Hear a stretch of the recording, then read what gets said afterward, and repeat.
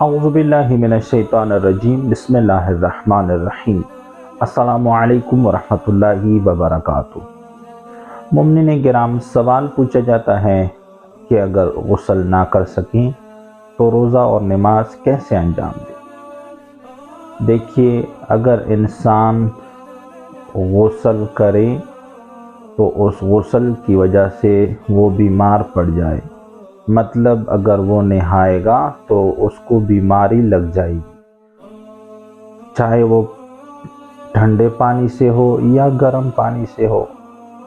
تو ایسی صورت میں انسان کو چاہیے کہ وہ تیمم انجام دے اور اس تیمم سے اپنی عبادت کو کنٹینیو رکھے۔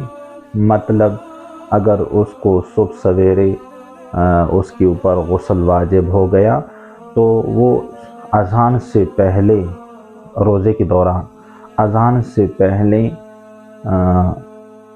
تیمم انجام دے، جا کے اپنے روزے کو کنٹینیو رکھے، اس کا روزہ صحیح ہے۔ اگر بعد میں وہ غسل کر سکتا ہے تو دن میں جا کے غسل کرے، اس کا روزہ ٹھیک ہے۔ تیمم کے ساتھ وہ اپنی عبادت کو کنٹینیو رکھ سکتے ہیں۔ امید کرتا ہوں آپ کو سمجھ آئی ہوگی۔ والسلام علیکم ورحمۃ اللہ وبرکاتہ۔